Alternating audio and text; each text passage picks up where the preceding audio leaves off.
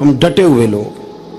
سرکار نے فلاح انسانیت کے لیے جو دوسرا کام کیا نا، وہ لوگوں کو احساس دلایا ہے کہ اگر غلطی ہو جائے تو تم نے بندوں کے سامنے اپنے آپ کو کلیئر نہیں کرنا، تم نے تو رب کے سامنے اپنے آپ کو کلیئر کرنا، اللہ کے سامنے تم نے بچنا ہے کہ میرا گناہ معاف. اور حضور احساس پیدا کرتے تھے. بخاری شریف میں قبیلہ غامدیہ کی اس عورت کا تذکرہ موجود ہے جو خود آئی تھی، کوئی گرفتار کر کے نہیں لایا تھا، از خود آئی. احساس پیدا ہو گیا نا گناہ کا. یہاں بہت ساری غلطیاں کر کے بھی لوگ جب اپنی بات کرتے ہیں تو کہتے ہیں کبھی یاد تو نہیں کسی کے ساتھ زیادتی کی ہو، یاد تو نہیں کبھی کسی کا. بھئی آپ نے اتنے بڑے ولی ہونے کا دعویٰ کر دیا. انسان تو انسان رہتا ہے. بڑے بڑے لوگ کہہ گئے کہ یا اللہ اگر انجانے میں بھی بھول گئے ہیں تو ہم سے درگزر فرما. لیکن جب ہم تیار ہی نہیں ماننے کو. حضرت انس بن مالک کہتے ہیں وہ خاتون آئی، کوئی پکڑ کے نہیں لایا، کسی 14 دنوں کے ریمانڈ پہ نہیں اسے منوایا گیا، اسے وہ خود بخود آئی. اور کریم محبوب علیہ السلام کے سامنے جب وہ کھڑی ہوئی تو اتنے درد سے میں نے کم لوگ روتے دیکھے ہیں جس درد سے وہ روئی. عرض کرنے لگی حضور میں غلطی کر بیٹھی ہوں، مجھ سے زنا ہو گیا، مجھے پاک کر دے. تو محبوب کریم علیہ السلام نے فرمایا تو کیسے ثابت کرے گی تو نے گناہ کیا؟ یعنی مجرم کو ثابت کرنا پڑ رہا ہے کہ میں گناہ گار. یہ وہ کمال ہے کہ انسانوں کو احساس ہونے لگے کہ یہاں ہم غلط ہیں. جب اعتراف جرم ہوتا ہے، جب بیماری کی تشخیص ہوتی ہے تو پھر اس کا علاج بھی ہو جاتا ہے. حضرت انس بن مالک کہتے ہیں وہ عرض کرنے لگی حضور میرے پیٹ میں ناجائز بچہ ہے. حضور نے فرمایا جا جب بچہ پیدا ہو تو پھر آنا. وہ 8 ماہ کے بعد آئی تو اس کی گود میں پھول سا بچہ تھا. حضور نے فرمایا واپس جا، جب روٹی کھانے لگ جائے تو پھر آنا. وہ 2 سال 2.25 سال دودھ پلاتی رہی. پھر جب آئی تو بچے کے ہاتھ میں روٹی کا ٹکڑا تھا.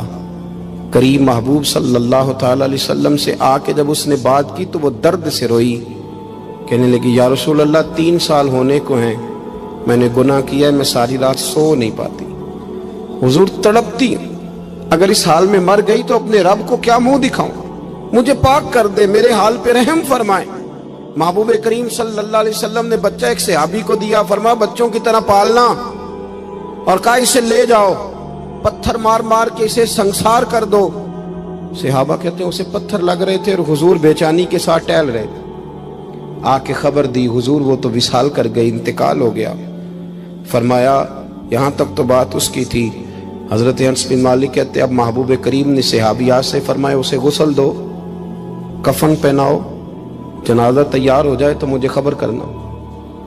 حضرت انس بن مالک کہتے ہیں غسل ہوا، کفن ہوا، جنازہ تیار ہوا تو حیران ہم تب ہوئے جب میرے محبوب نے فرمایا صفے بناؤ، میں خود جنازہ پڑھاؤں گا، میں خود جنازہ پڑھاؤں گا.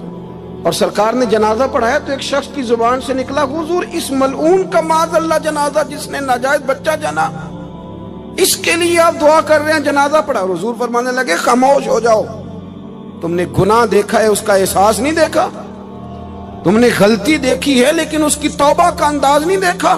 اور صاحب کنز العمال نے یہ لفظ نقل کیے ہیں کہ کریم محبوب فرمانے لگے اس نے تو ایسی شاندار توبہ کی ہے کہ اگر میں اپنی ساری امت میں بانٹ دوں تو اللہ سب کی مغفرت فرما دے گا. احساس جب پیدا ہو جاتا ہے نا اپنے دل کے اندر کہ یہاں میں غلط ہوں. ان العبد اذا اعترف ثم تاب تاب اللہ علیہ او کما قال نبی صلی اللہ علیہ وسلم، رواہ مشکات. حضور نے فرمایا جب کوئی بندہ کہتا ہے نا اللہ میں بھول گیا تھا اور پھر وہ توبہ کرتا ہے تو رب اس کی توبہ کو فوراً ہی قبول فرما لیتا ہے. پہلی بات یہ کہ عقائد کو مضبوط رکھیں، مضبوط عقائد. اور یہ جو آج کل ایک اور ماحول چل رہا ہے، کوئی تھوڑا ادھر کو تھوڑا ادھر، عقائد وہی درست ہیں جن کی تشریح شیخ عبدالحق محدث دہلوی نے فرمائی. عقائد وہی درست ہیں جن کی بابت حضرت مجدد الفسانی لکھ گئے، اور ان سب کو اگر کھلا کر کے بیان کیا تو امام احمد رضا فاضل بریلوی نے بیان کیا. انہی بزرگوں کی باتوں کو کھول کر ہمارے سامنے رکھا. مضبوط عقائد کی زندگی گزاریں. اور دوسری بات اگر کبھی کوئی غلطی ہو جائے پھر اس کا احساس پیدا کریں، پھر اس سے توبہ کریں. تیسری بات جو فلاح انسانیت کے لیے بڑی ضروری ہے وہ یہ ہے کہ تھوڑا احساس پیدا کریں دوسروں کا. میری زندگی میری ذات سے شروع ہوتی ہے.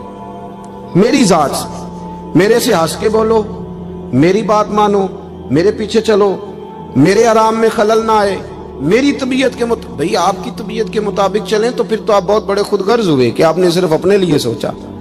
محبوب کریم کا کمال یہ تھا کہ حضور نہ دوسروں کا بڑا احساس فرماتے تھے۔